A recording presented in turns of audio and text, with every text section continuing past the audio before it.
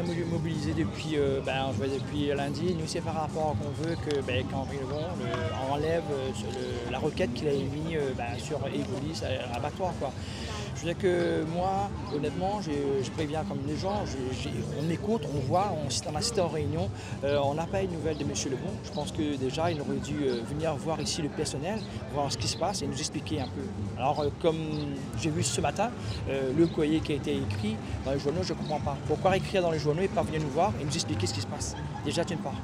Moi, c'est déjà ça qu'on veut entendre. Et le personnel qui est ici, qui est mobilisé, c'est parce que pareil, que nous, on nous a expliqué, nous, on lit leur propre parole. Et on veut bien entendre, on veut bien comprendre, mais on veut qu'ils viennent nous expliquer ici. On veut qu'ils viennent nous voir, dire ce qui se passe, réellement. Pour moi, oui, c'est un peu méprisant de dire que nous, en tant que personnel, on n'est pas au courant, on voit ça dans les médias. C'est pas top. Déjà, là, on va faire un peu le forcing du 19. Pourquoi pas? On va essayer de tenir. Même si on a entendu parler que l'État demande réquisition et de prendre 40 personnes pour faire l'abattage de la volaille. Et surtout, ce qui m'écœure un peu, faire l'abattage de volaille pour enfouir et jeter. Alors qu'on voit la Réunion, le seul hypocrité, les gens font.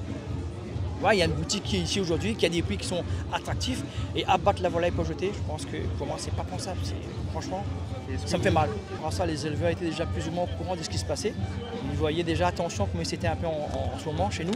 Je veux dire qu'on n'a pas fait une grève comme ça du jour au lendemain.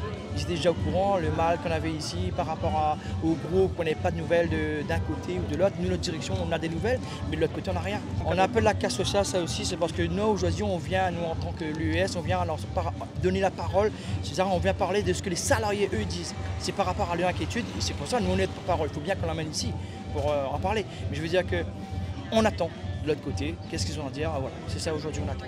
Mais sinon, on ne bouge pas.